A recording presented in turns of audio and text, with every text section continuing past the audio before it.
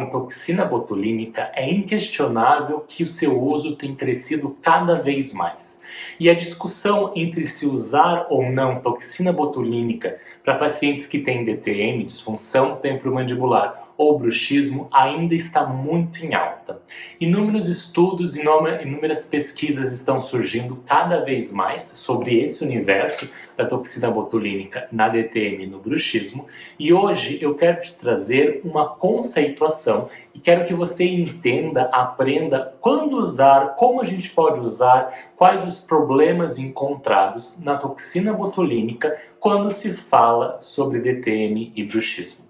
Hoje já é inquestionável o seu uso da toxina botulínica na área estética, na área de harmonização facial, e os resultados são incríveis e são impressionantes. Mas quando a gente vai levar para a área de DTM e de bruxismo, alguns pontos, algumas ponderações precisam ser destacadas. E é por isso que eu trago para vocês essa aula de hoje, para você aprender de uma vez por todas sobre a toxina botulínica na DTM e no bruxismo. Vem comigo? Olá! Hoje a gente vai falar sobre a toxina botulínica e a sua importância na DTM e no bruxismo. Botulínica. Hoje você vai entender tudo sobre essa condição. Então vem aqui comigo.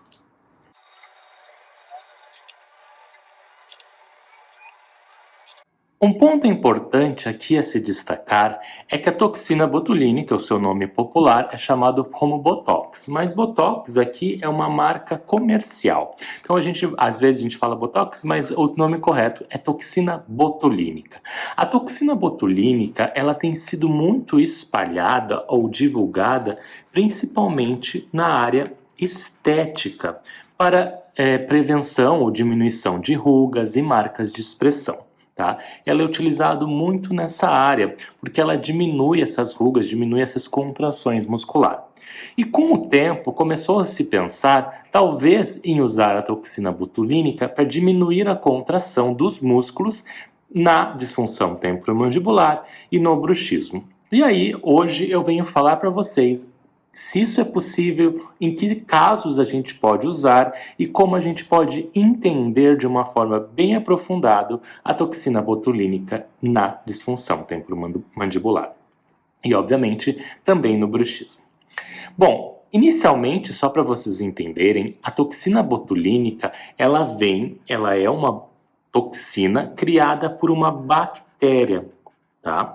É uma bactéria chamada Clostridium botulinicum. Não vou escrever aqui, mas é Clostridium botulinicum. E essa bactéria foi descoberta antigamente, há muito tempo atrás, por causa de uma doença chamada botulismo. As pessoas que consumiam alguns certos tipos de produtos enlatados, geralmente alguns tipos de alimentos, acabavam desencadeando uma doença chamada botulismo, onde a pessoa tinha paralisias musculares, paralisias faciais e paralisias no corpo, né? Muitas contrações no corpo e muitas paralisias no corpo.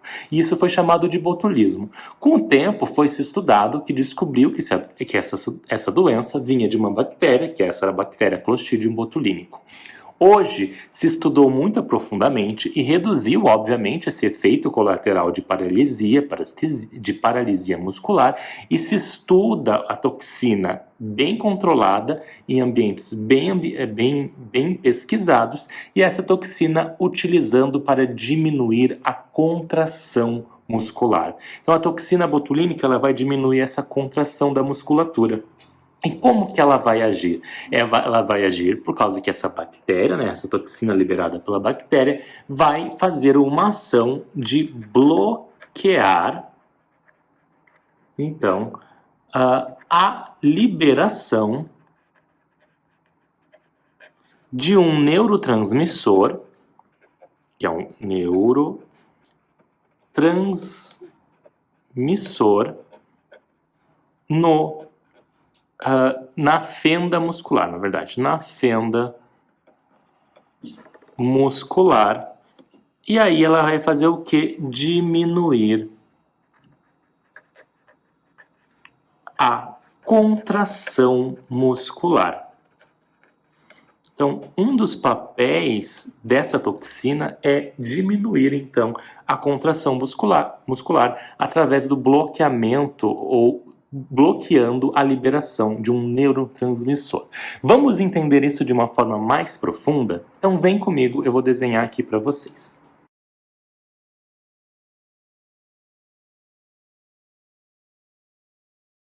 Então imaginem agora uma situação. Venham aqui para esse cantinho.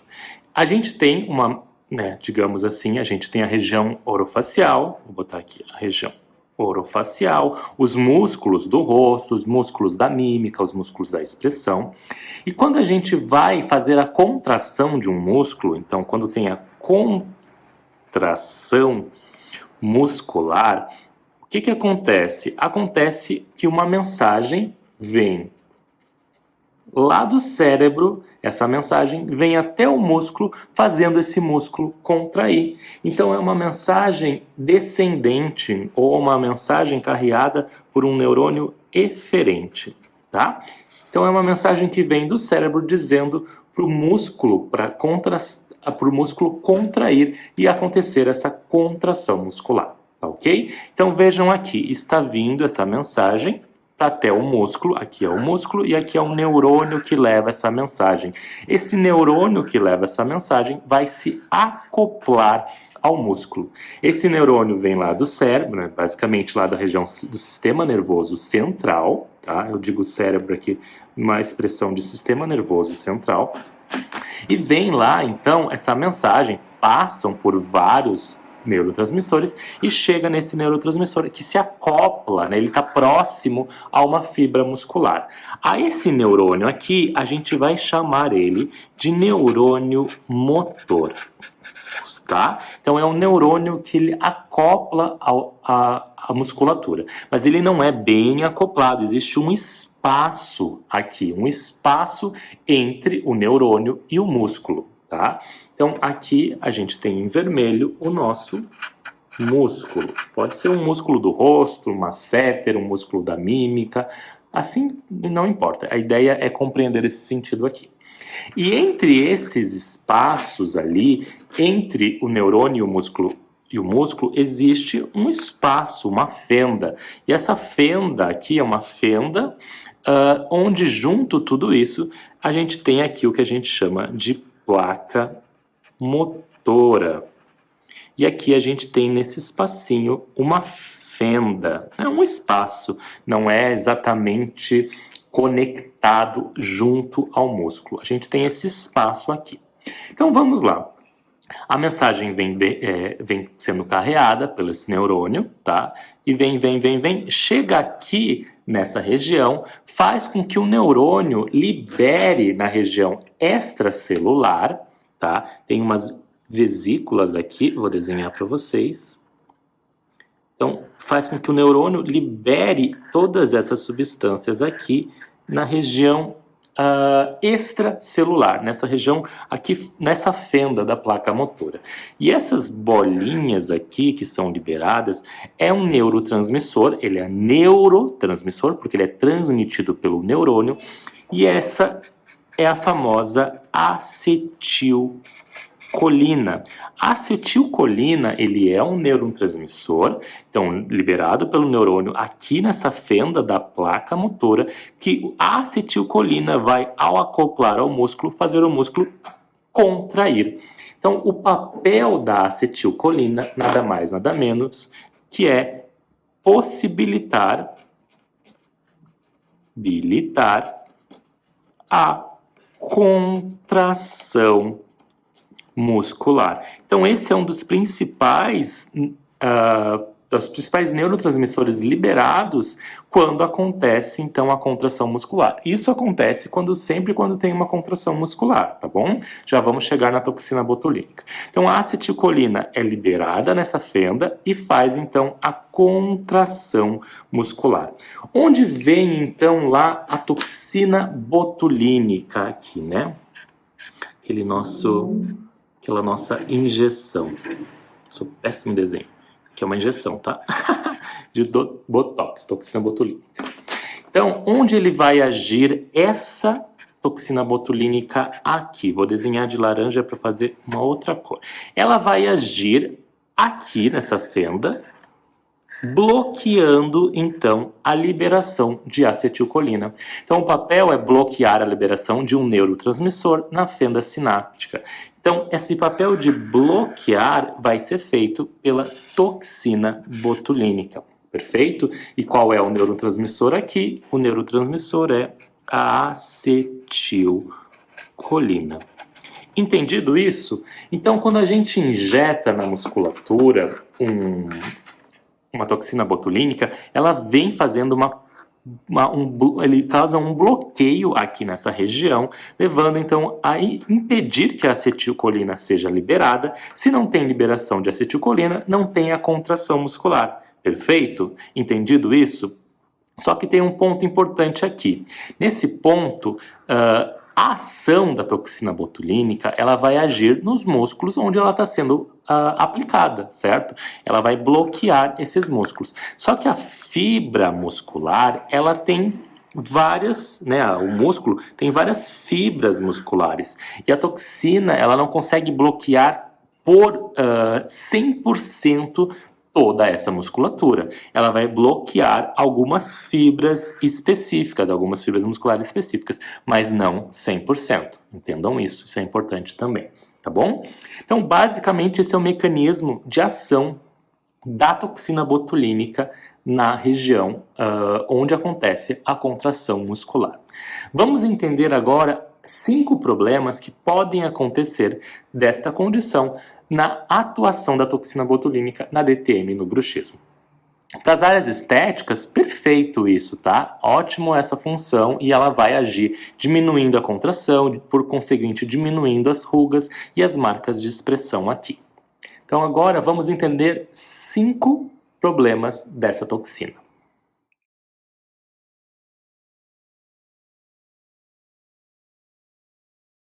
Então vamos ver aqui 5 problemas encontrados na toxina botulínica na aplicação para a área de DTM e bruxismo, tá bom?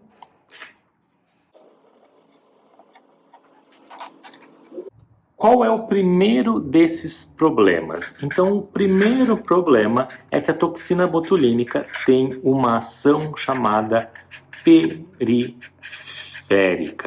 Ok? Ela vai agir exatamente aonde está sendo aplicado essa toxina.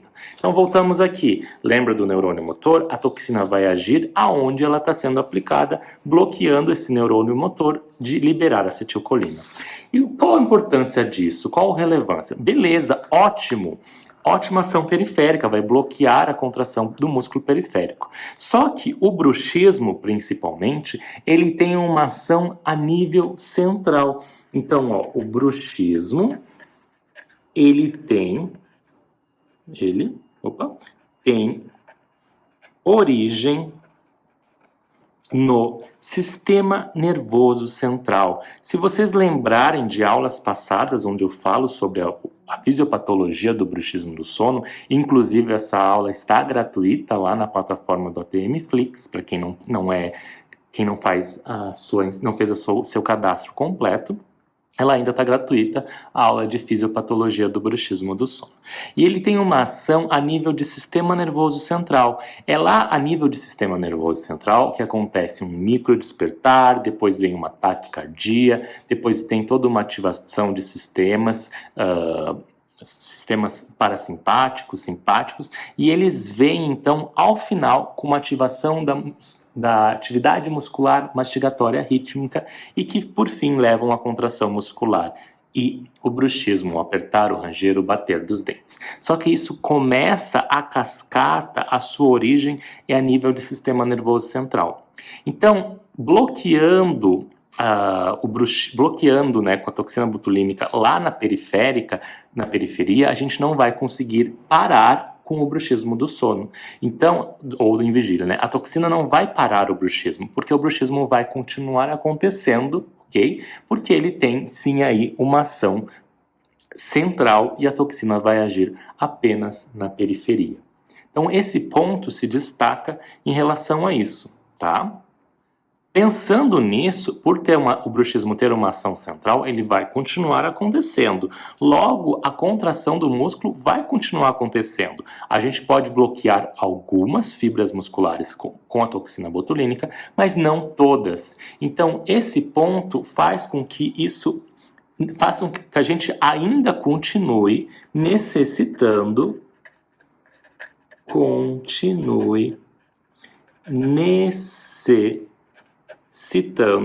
do que? Da placa oclusal. Porque ele não vai ser capaz de bloquear todos os músculos que vão contrair ou vão ser ativados durante o bruxismo.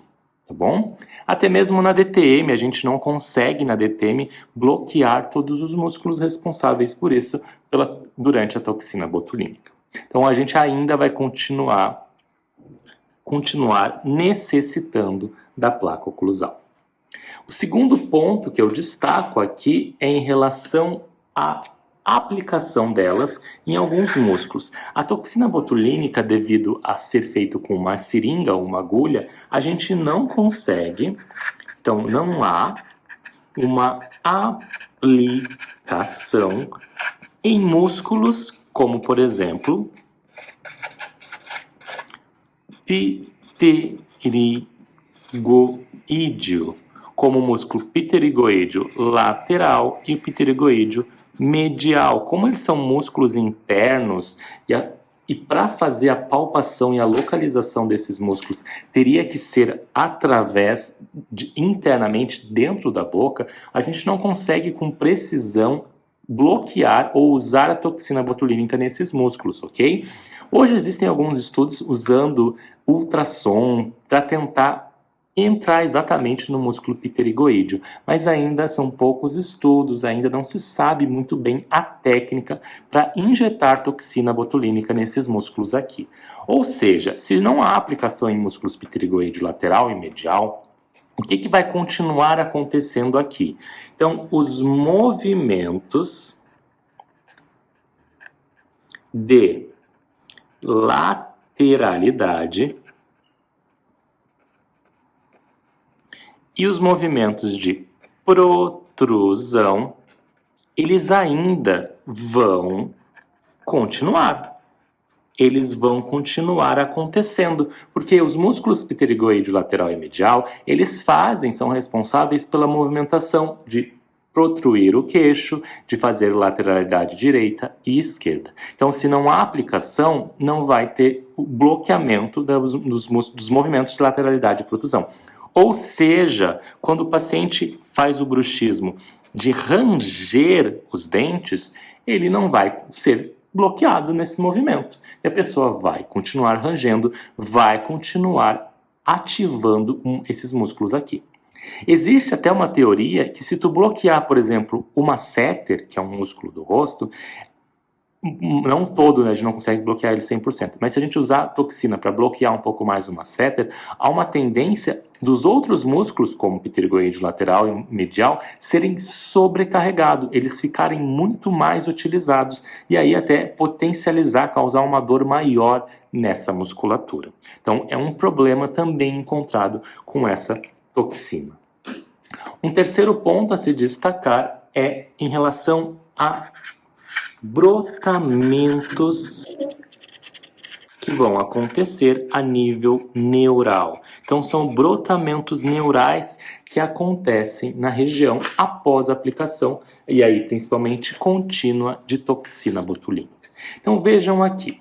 O que vai acontecer? Quando o neurônio motor ele é bloqueado através da toxina botulínica, com o tempo há uma tendência a criarem, então, brotamentos neurais nessa região, tá? O neurônio ele vai fazer novos brotamentos, novos finais de neurônio, aqui, novos terminais, para se acoplar à musculatura. E esses brotamentos neurais, eles são brotamentos mais fracos, mais down, assim. Eles têm uma menor força, digamos assim, uma menor força de contração. tá? Isso não vai acontecer com uma aplicação só, é o uso mais contínuo da toxina botulínica, ok? Que acontecem, já tem estudos mostrando esses brotamentos neurais. Diminuindo então com esses brotamentos neurais, o que ele vai acontecer? Ele vai ter uma menor força, porque esse brotamento neural ele é mais fraco, ele vai contrair com menor força, digamos assim, tá? Então isso é um problema que pode ser encontrado porque o músculo ele vai perdendo a sua força. Perante isso, a questão do brotamento neural, a gente vai ao quarto problema, que é exatamente isso. O músculo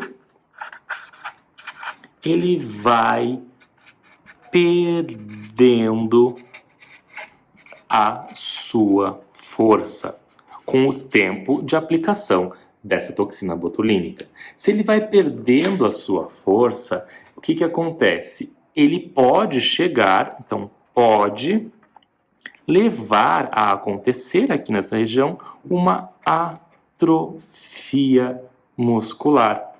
O músculo perder um pouco a sua função de contração muscular, devido principalmente a esses brotamentos neurais que vão acontecendo.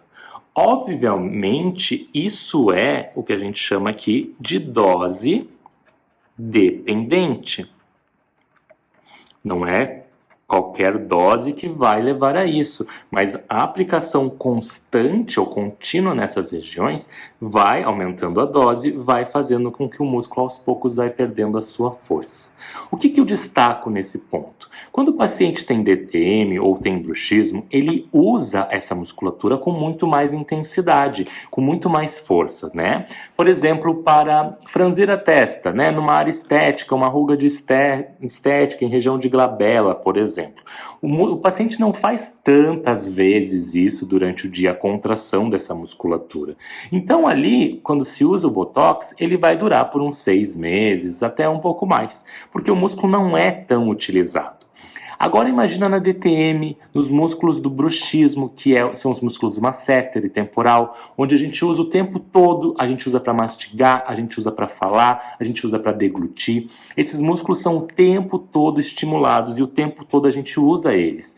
Então, o que na testa dura 6 meses, para DTM, para bruxismo, para masseter e temporal, vou botar aqui, para masseter e temporal, o seu tempo de uso geralmente são 2 meses. É o tempo que ele vai agir ali naquela musculatura, de 1 mês e meio a 2 meses. Então pensa, a cada 2 meses eu ter que reaplicar isso por causa de uma DTM, de um bruxismo, é muita coisa.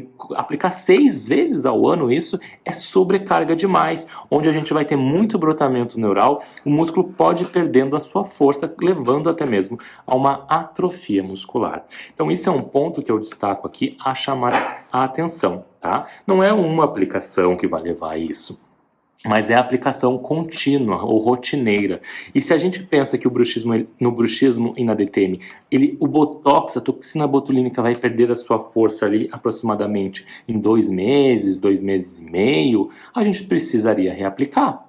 Então, é um problema, é uma coisa que a gente tem que destacar, é um ponto que vocês precisam saber se forem usar a toxina botulínica nessas condições. Perante isso, chegamos ao nosso quinto ponto da nossa aula aqui. E nesse quinto ponto, eu destaco um estudo super recente de uma pesquisadora chamada Karen Rafael. E esse estudo mostrou que a toxina botulínica aplicada em músculo masseter pode levar, ou pode, né, ele diminui a densidade óssea. E ele vai diminuir a densidade óssea de uma estrutura da região de ATM chamada côndilo, tá? Que é a cabeça da mandíbula, da ATM, articulação temporomandibular. Então, esse ponto começou a ser estudado em animais, em ratos, onde era aplicada a toxina botulínica e foi visto através de exames que estava diminuindo a densidade da óssea do côndilo.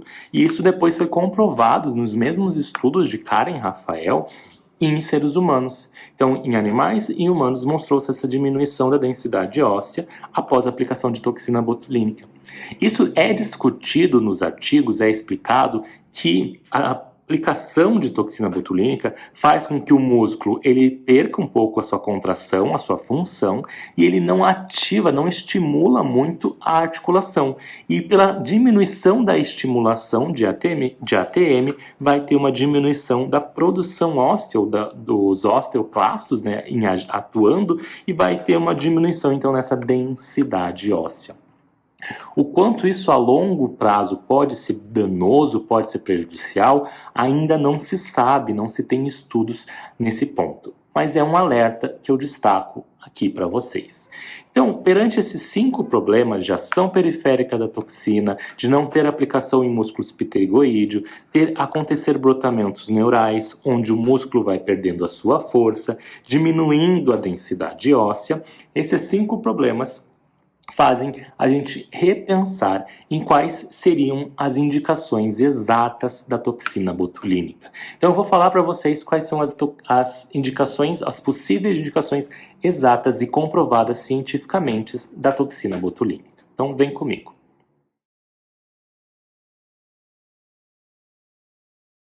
Então, quais seriam aqui as indicações da toxina botulínica? Existem 3 indicações que podem ser comprovadas e que a gente pode acabar utilizando. Então, qual que é a primeira dessa indicação?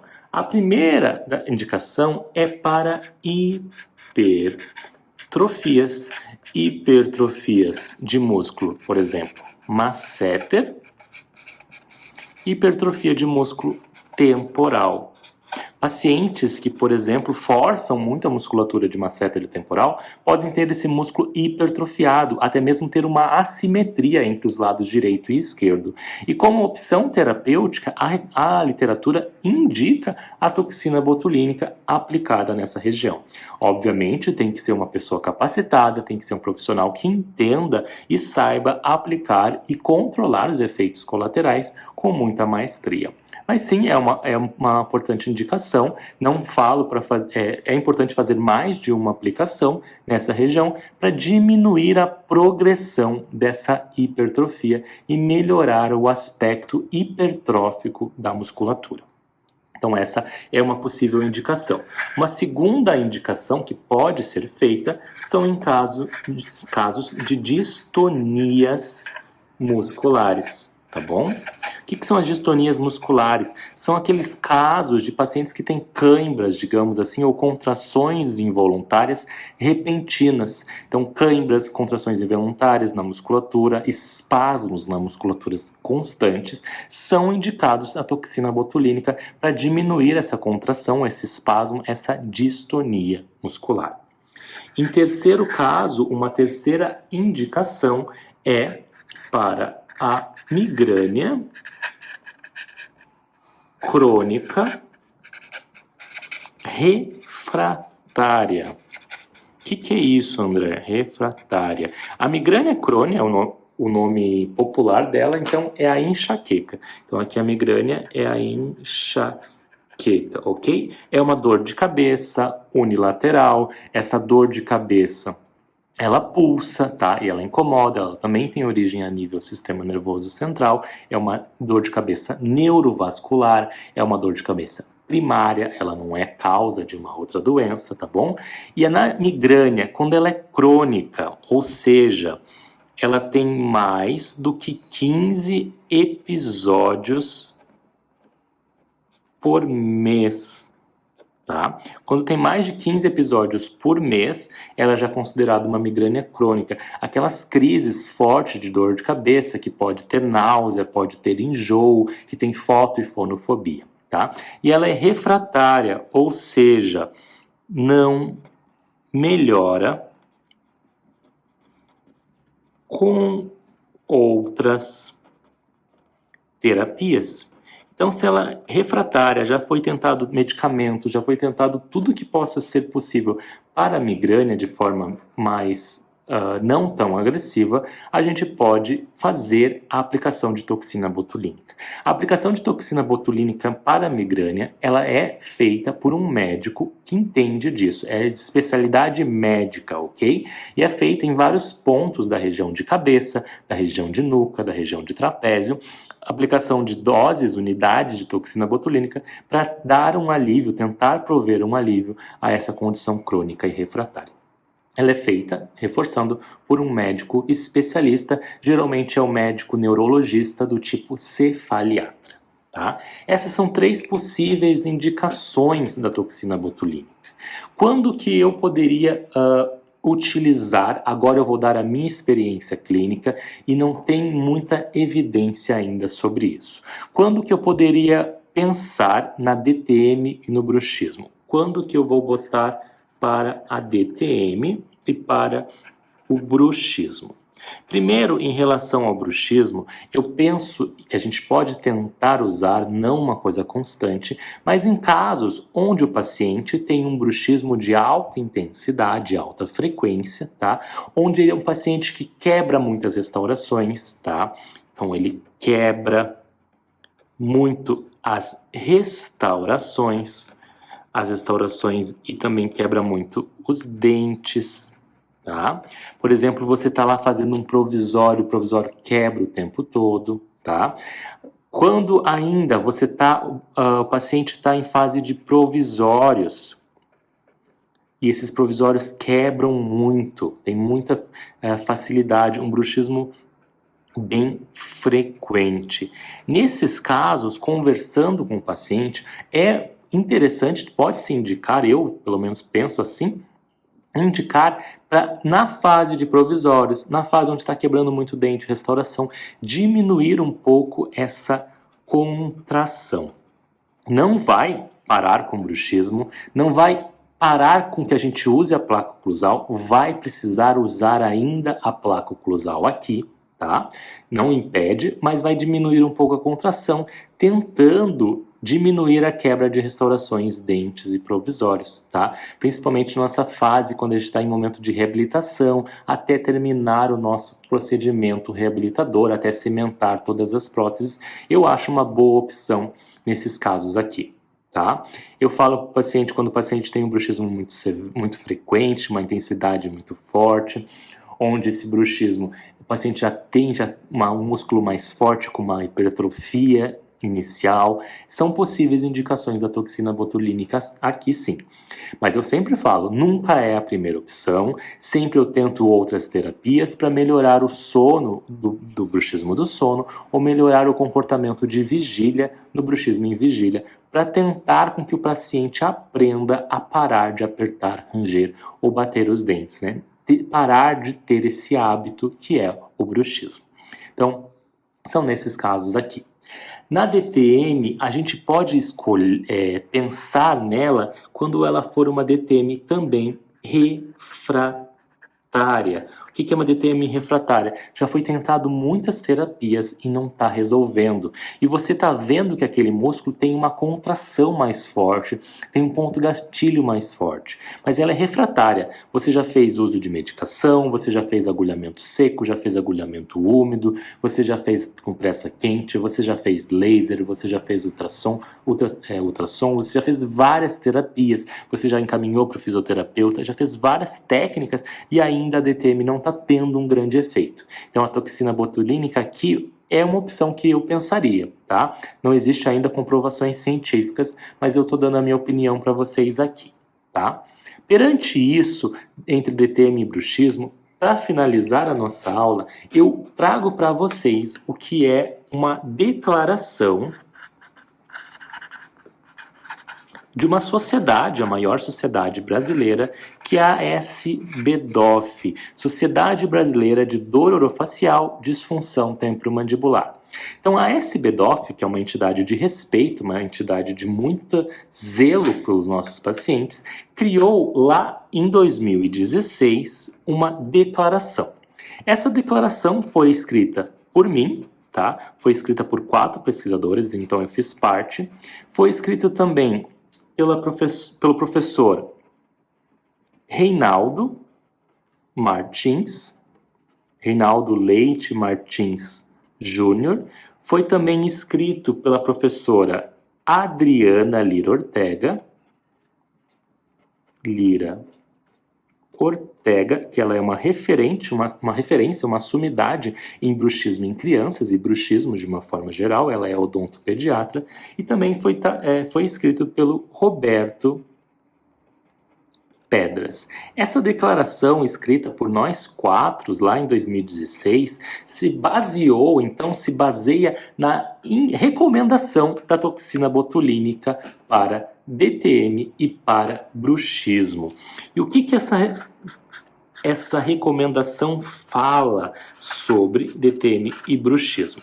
Então, lá no meu canal do Telegram, você pode acessar essa declaração da SBDOF, já tem lá, é muito fácil de você ler esse artigo, você consegue acessar. Então, nessa declaração, para caso de DTM do tipo mialgia e do tipo de desordens de disco ou doenças degenerativas,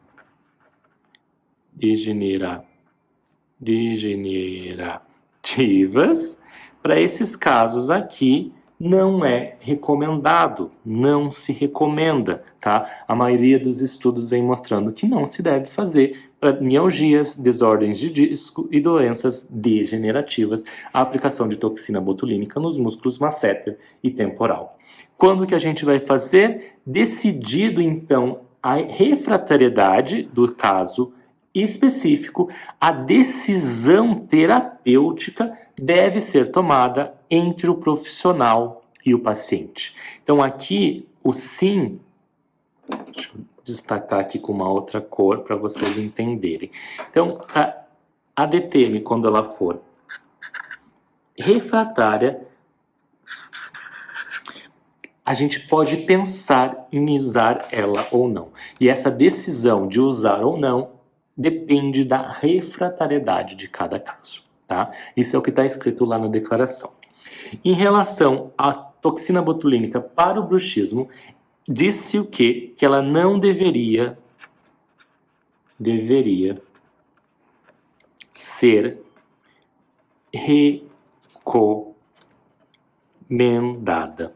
A toxina botulínica não deveria ser recomendada, porque ainda até o momento, em 2016, não há evidências que a toxina botulínica vai substituir as placas oclusais na proteção dos tecidos dentários ou nos trabalhos reabilitadores. Então, a toxina botulínica, ela não, grava bem, ela não substitui a placa oclusal. E eu destaco esse ponto aqui para vocês. Ela não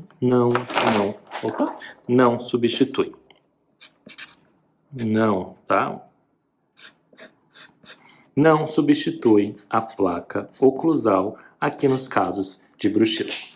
Quando que eu posso pensar no bruxismo? Lembra aqui comigo da frequente, quebra-restauração, provisório. É uma tentativa e sempre explicado muito bem para o paciente, sempre muito bem conversado profissional e paciente. O paciente tem que saber dos riscos, tem que entender bem a condição. O paciente tem que saber que a toxina pode causar uma paralisia no músculo, pode causar dependendo da região, pode causar uma paralisia daquela região. Então, a paralisia muscular, claro, ela vai ser passageira, mas o paciente tem que conhecer essas consequências e tem que se entender bem e explicar muito bem sobre a toxina botulínica para o seu paciente. Perfeito isso, pessoal? Entendido? Então, na aula de hoje, a gente discutiu a toxina botulínica na DTM, entendendo como ela age, bloqueando a acetilcolina. Falamos, então, sobre as 5 problemas que podem ser encontrados na toxina botulínica, aí específico para DTM, bruxismo. Não estou falando de área estética, tá bom?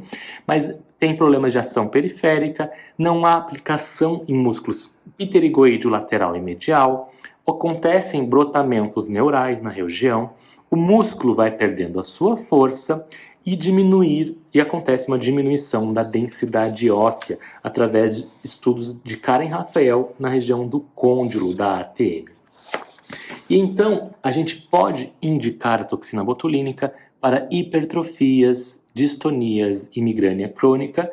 E depois eu dei a minha opinião baseado na DTM e no bruxismo e aonde a gente pode usar. Finalizamos com a declaração da SBDOF, que está lá no meu grupo do Telegram, onde você consegue ver as recomendações, ou principalmente para onde ela não é recomendada, a toxina botulínica. Perfeito, pessoal? Muito obrigado pela sua atenção. Obrigado por ter assistido até aqui, obrigado por estar junto comigo. Qualquer dúvida que você tiver, é só colocar aqui embaixo nos comentários. Agradeço a sua participação e vamos juntos estudar e aprender cada vez mais DTM, bruxismo e neuropatias. A minha intenção aqui, a minha meta é que você entenda de uma forma fácil e aniquile com a insegurança na hora de diagnosticar e tratar esses pacientes. Ei, um recadinho importante, se você viu toda essa aula e gostou do que assistiu, eu te convido a conhecer o ATM Flix, que é a minha plataforma de aulas online. Lá você recebe 4 aulas por mês, é uma aula por semana, além de todas as outras aulas pregressas que acontecem desde o começo do programa. Já temos lá mais de 15 aulas e eu quero que você venha comigo nesse programa de assinatura mensal que é o ATM Flix. É uma parcela pequena que você paga para se atualizar nesse universo de DTM, bruxismo e neuropatias. Vem comigo, eu quero que você conheça o ATM Flix. Aqui embaixo nos comentários você pode visualizar o link para entender um pouco mais. E se quiser, você pode assistir 4 aulas gratuitas, além desta que você já está vendo. Muito obrigado, até mais.